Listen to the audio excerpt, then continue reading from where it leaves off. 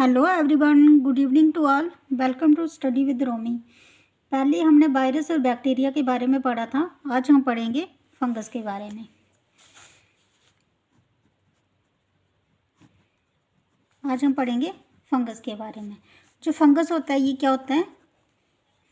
ये multi cellular होता है। ये मल्टी सेलुलर होता है। और जो स्टडी ऑफ फंगस है, study of fungus,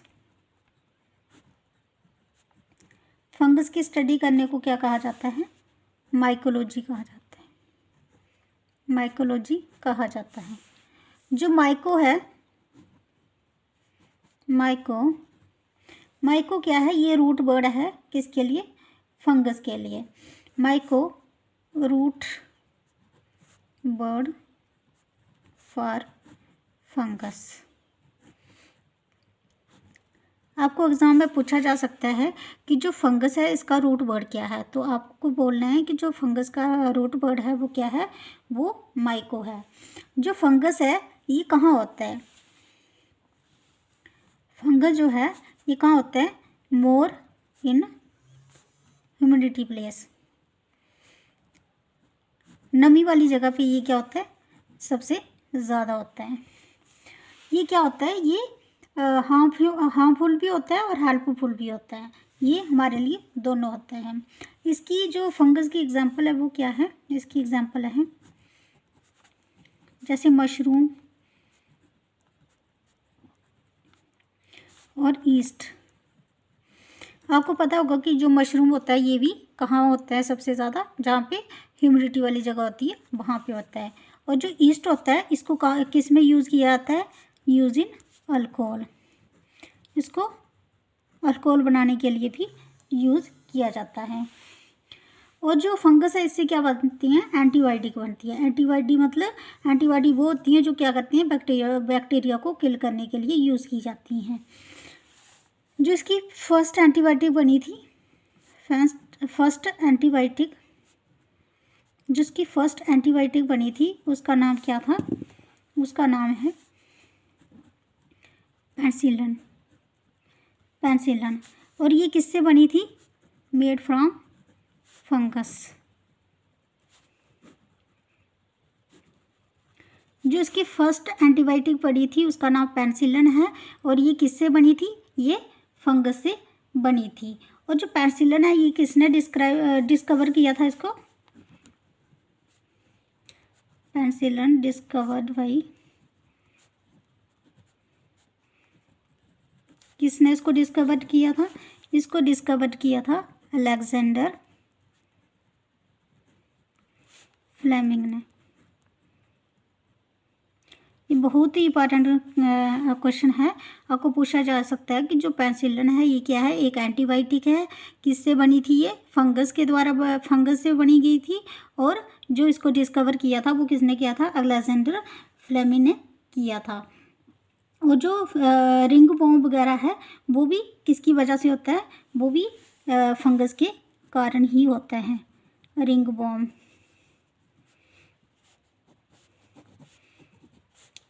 cause of fungus, ये भी फंगस की वजह से ही होता है। जैसे डैंड्रफ वगैरह होता है ये भी किसकी? फंगस की वजह से ही होता है। बाल्डनेस होता है, गंजापन हो जाता है, वो भी किसकी वजह से होता है? फंगस की वजह से ही हो जाता है। तो ये था हमारा फंगस के बारे में, ये कंप्लीट हो गया। अब हम पढ़ेंगे प्रोटोजा के बारे में। किसके बारे में पढ़ेंगे अब हम पढ़ेंगे प्रोटोजा के बारे में। प्रोटोजा के बारे में पढ़ेंगे। जो प्रोटोजा है ये क्या है? ये यूनिसेलुलर है। यूनिसेलुलर है। और ये क्या है? पैरासाइट है। पैरासाइट है। और इससे होने वाली जो फर्स्ट डिजीज़ है उसका नाम क्या है? उसका नाम है मलेरिया।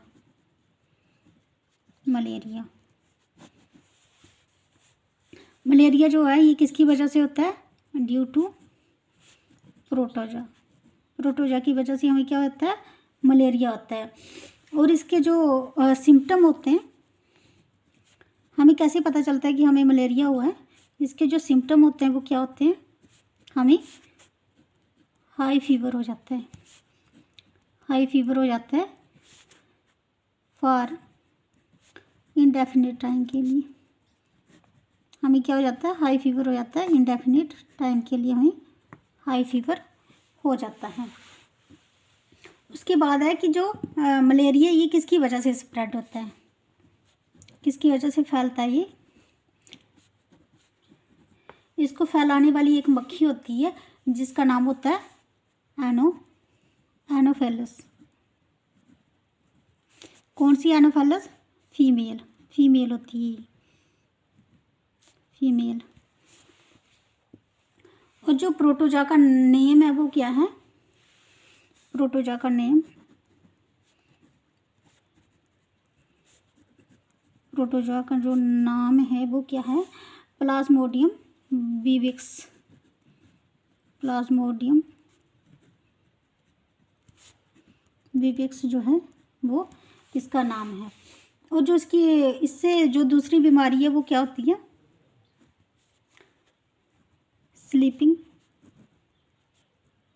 Sleeping sickness.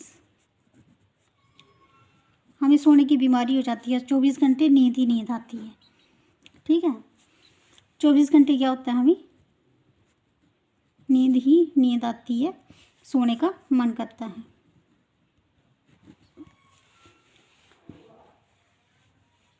जो ये स्प्रेड होती है ये किसकी वजह से होती है? स्प्रेड, उसका नाम क्या है? CC fly, CC fly.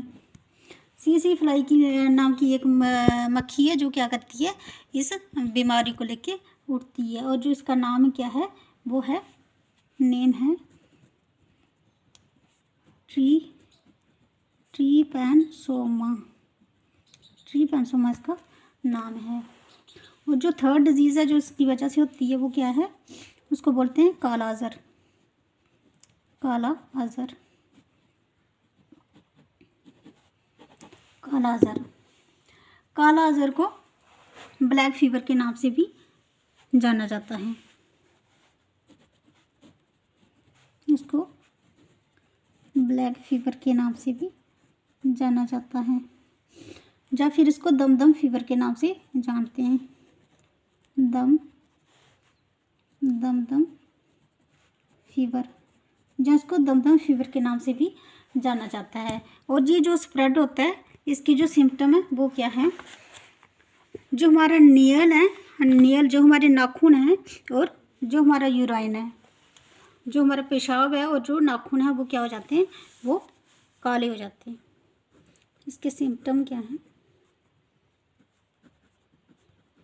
इसके सिम्टम लिख लेते हैं हम। नेल, यूराइन क्या हो जाता है? ब्लैक हो जाते हैं, ब्लैक हो जाता है। और जो प्रोटोजोआ का नाम है वो क्या है जिसकी वजह से? प्रोटोजोआ का नाम है लेशमीनिया। ये बहुत इंपॉर्टेंट है, आपको रखना है, याद रखना है ये। और जो स्प्रेड होता है ये किसकी वजह से होता है? सैंड फ्लाई की वजह से ये स्प्रेड होता है। तो ये थी हमारी कम्युनिकेबल डिजीज़, इन्फेक्शन से होने वाली डिजीज़। अब हम पढ़ेंगे किसके बारे में? नॉन कम्युनिकेबल डिजीज़ के बारे में। अब हम पढ़ेंगे नॉन कम्युनिकेबल डिजीज़।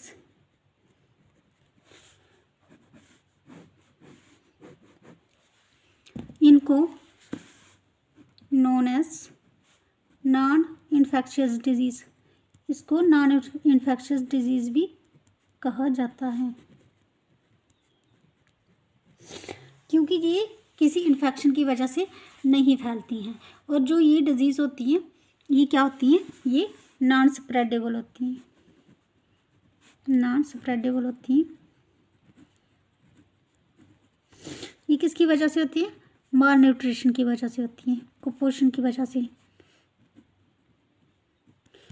जो बच्चे कुपोषण का शिकार होते हैं उनको होती है, ग्लैंड रिलेटेड डिजीज़ होती हैं।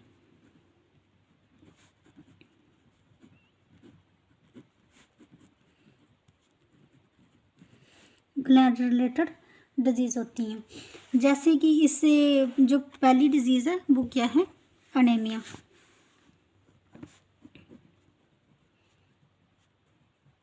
अनेमिया मतलब ब्लड की कमी होना।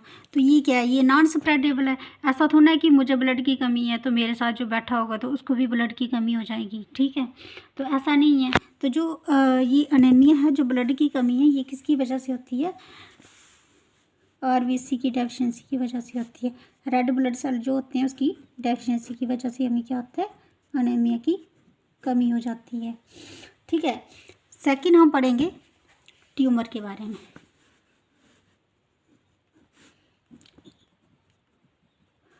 ट्यूमर के बारे में पढ़ेंगे। ट्यूमर के बारे में आपने सुना होगा, जैसे ब्रेन ट्यूमर आ गया। और जो ट्यूमर है ये किसकी वजह से होता है, जो हमारी अनकंट्रोल ग्रोथ ऑफ सेल होती है, ठीक है, जो हमारे सेल की ग्रोथ जो होती है वो बढ़ती जाती है, जो अनकंट्रोल हो जाती है, इतनी ज़्यादा बढ़ जाती है, जिसकी वजह से बोलते हैं कि इसको ट्यूमर हो गया है, ठीक है। Uncontrol growth of cell, uncontrol growth of cell. ये जो ट्यूमर होता है ये दो टाइप्स का होता है, 2 टाइप्स। एक होता है बेनाइन और दूसरा होता है मैलिगेंट।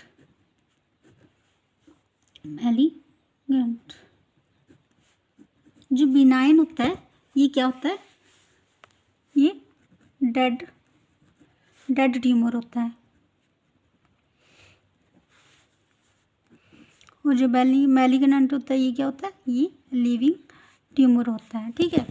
तो आप सोच रहे होंगे कि इसमें जो सबसे ख़तरनाक है वो कौन सा वाला होता है, क्या बेनाइन होता होगा जो मैलिगेंट है। तो ये इसमें जो सबसे ख़तरनाक ट्यूमर होता है उसका नाम क्या है, उसको बोलते हैं मैलिग्नेंट। क्योंकि जो बेनाइन होता है ये डेड ट्यूमर होता है, इसकी वजह से कुछ नहीं होता। लेकिन जो मैलिग्नेंट होता है ये क्या होता है, ये लिविंग ट्यूमर होता है। और जो मैलिग्नेंट है इसी का जो दूसरा नाम है वो क्या है, इसका जो दूसरा नाम है वो है कैंसर। इसी को कैंसर भी कहते हैं।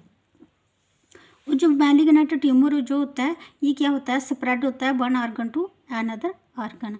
ये क्या होता है, स्प्रेड होता है। Malignant tumour spread one organ to another organ, ये क्या होता है, स्प्रेड हो जाता है। थर्ड हम पढ़ेंगे हार्ट अटैक के बारे में।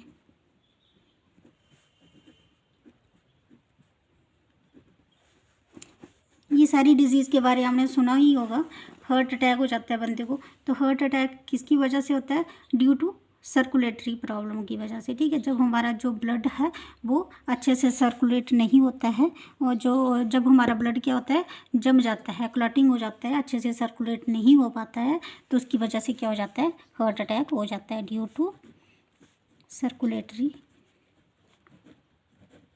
प्रॉब्लम की वजह से हमें क्या हो जाता है, हार्ट अटैक हो जाता है। इसके जैसा एक और भी है, उसको बोलते हैं कार्डियक अरेस्ट। जो कार्डियक अरेस्ट होता है ये क्या होता है, मोर डेंजरस होता है, किससे, हार्ट अटैक से। 4 है कार्डियक अरेस्ट।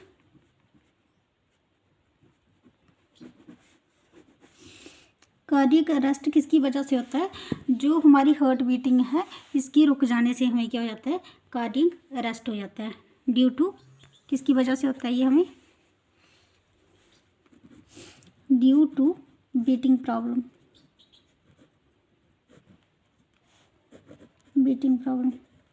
बीट क्या होता है, धड़कना। और हमारा जो दिल है ये क्या करता है, 72 टाइम्स धड़कता है 1 मिनट में। 72 टाइम्स, 1 मिनट में 72 टाइम्स धड़कता है। और जो कार्डियक अरेस्ट होता है ये क्या होता है, more dangerous than heart attack, more dangerous than heart attack. Heart attack से ये ज़्यादा डेंजरस होता है। उसके बाद भी बहुत सारी बीमारियां हैं, जैसे किडनी के रिलेटेड बीमारी आ गई, ऑर्गन्स के रिलेटेड बीमारी आ गई, रिकेट्स आ गई, डायबिटीज़ आ गई, एल्सरी आ गई। ये सारी क्या है, ये नॉन कम्युनिकेबल डिजीज़ हैं। ठीक है, तो आज हमने क्या किया, communicable and non communicable disease को क्या कर दिया, ख़त्म कर दिया। ठीक है, तो थोड़ा सा हम रिवाइज़ कर लेते हैं। पहले हमने पढ़ा किसके, फंगस के बारे में। फंगस क्या होता है, मल्टी सेलुलर होता है और स्टडी ऑफ फंगस को माइकोलॉजी कहा जाता है। जो माइको है ये क्या है, रूट वर्ड है किसका, फंगस का।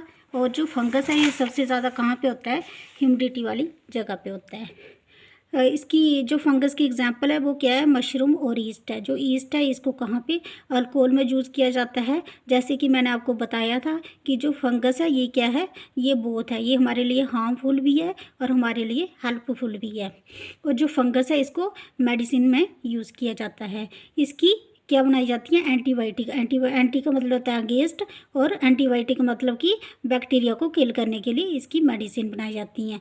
जो इसकी फर्स्ट एंटीबायोटिक बनाई गई थी उसका नाम था पेनिसिलिन। और जो पेनिसिलिन है ये किससे बनाई गई है, मेड फ्रॉम फंगस से बनाई गई है। और जो पेनिसिलिन है ये डिस्कवर्ड किसने की थी, अलेक्जेंडर फ्लेमिंग ने की थी। और जो हमें रिंग वॉर्म होता है वो भी किसकी वजह से होता है, फंगस की वजह से होता है। नेक्स्ट पढ़ा था हमने प्रोटोजा के बारे में। प्रोटोजा यूनिसेलुलर होता है, पैरासाइट होता है। और जो इससे होने वाली फर्स्ट डिजीज़ थी वो थी मलेरिया। मलेरिया किसकी वजह से होता है, प्रोटोजा की वजह से होता है। और जो इसके सिम्टम होते हैं वो क्या होते हैं, हाई फीवर हो जाता है हमें डेफिनिट टाइम के लिए। और जो मलेरिया को फैलाने वाली जो मक्खी है उसका नाम क्या था, एनोफिलिस फीमेल। और जो प्रोटोजा का नाम है वो क्या है, प्लाज्मोडियम विविक्स। और जो सेकंड डिजीज़ थी वो क्या थी, स्लीपिंग सिकनेस, कि 24 घंटे हमें नींद ही नींद आती है। ये किसकी वजह से होती है, स्प्रेड सीएसी फ्लाई की वजह से होती है। इसका नेम क्या था, ट्री पैंसोमा था। और इसके जो फिर थर्ड था काला अजर। काला अजर को ब्लैक फीवर के नाम से भी जाना जाता है और दमदम फीवर के नाम से भी जाना जाता है, ये इसके नाम हैं। इसके जो सिम्टम है वो क्या है, जो हमारे नील हैं, यूराइन जो है ये क्या हो जाता है, ब्लैक हो जाता है। और इसके जो प्रोटोजा का नाम है वो लेशमीनिया है। और जो स्प्रेड किसकी वजह से होती है, ये उसका नाम क्या है, सैड फ्लाई की वजह से स्प्रेड होती है। यहाँ पे हमारी कम्युनिकेबल डिजीज़ ख़त्म हो गई थी। उसके बाद हमने स्टार्ट किया था नॉन कम्युनिकेबल डिजीज़ को। नॉन कम्युनिकेबल डिजीज़ को क्या कहते हैं, नॉन इन्फेक्शियस डिजीज़ भी कहा जाता है। और जो नॉन कम्युनिकेबल डिजीज़ जो होती हैं ये क्या होती हैं, ये नॉन स्प्रेडेबल होती हैं, मतलब 1 पर्सन टू अनदर पर्सन नहीं फैलती हैं। और ये किसकी वजह से होती हैं, माल न्यूट्रिशन की वजह से भी होती हैं, या फिर ग्लैंड रिलेटेड डिजीज़ भी होती हैं। इसकी जो नॉन कम्युनिकेबल डिजीज़ थी इसकी जो फर्स्ट थी वो हमने पढ़ी थी अनेमिया। अनेमिया किसकी वजह से होती है, ब्लड की कमी, आरबीसी डेफिशिएंसी की वजह से होती है। सेकंड हमने पढ़ा था ट्यूमर। ट्यूमर किसकी वजह से होता है, जब हमारे सेल की ग्रोथ अनकंट्रोल हो जाती है तो उसकी वजह से ट्यूमर होता है। ट्यूमर भी 2 टाइप्स का होता है, एक होता है बिनाइन और दूसरा होता है मैलिगेंट ट्यूमर्स। और जो मैलिगेंट ट्यूमर्स होता है ये ज़्यादा खतरनाक होता है बिनाइन ट्यूमर से। जो बिनाइन होता है ये डेड ट्यूमर होता है, लेकिन जो मैलिगेंट है ये क्या है, लिविंग ट्यूमर है। और मैलिगेंट का ये दूसरा नाम क्या है, कैंसर है। और जो मैलिगेंट ट्यूमर है ये क्या होता है, ये स्प्रेड होता है, one organ to another organ जो है ये स्प्रेड होता है। उसके बाद नेक्स्ट हमने पढ़ा था हार्ट अटैक के बारे में। हार्ट अटैक किसकी वजह से होता है, सर्कुलेटरी प्रॉब्लम की वजह से होता है। जब क्या होता है, हमारा ब्लड क्या होता है, सर्कुलेट करना बंद कर देता है, हमारा ब्लड जम जाता है, सर्कुलेट करना बंद कर देता है, तो उसकी प्रॉब्लम की वजह से हमें हार्ट अटैक हो जाता है। फोर्थ हमने पढ़ा था कार्डियक अरेस्ट के बारे में भी। ये भी हार्ट अटैक की तरह ही है, लेकिन थोड़ा अलग है। लेकिन जो कार्डियक अरेस्ट है ये क्या होता है, ज़्यादा खतरनाक होता है हार्ट अटैक से। जो कार्डियक अरेस्ट है ये हमें ब्रीथिंग प्रॉब्लम की वजह से होता है। जब हमारा दिल धड़कना कम कर देता है तो उसकी वजह से हमें कार्डियक अरेस्ट हो जाता है। जो हमारा दिल है ये 72 टाइम्स धड़कता है 1 मिनट में, और ये क्या होता है, कार्डियक अरेस्ट ज़्यादा डेंजरस होता है हार्ट अटैक से। तो आई होप कि आपको लेक्चर पसंद आया होगा। अगर आपको पसंद आए तो लाइक करें, अगर पसंद ना आए तो डिसलाइक करें, और कमेंट बॉक्स में ज़रूर बताएं कि डिसलाइक क्यों किया है। Thanks for watching.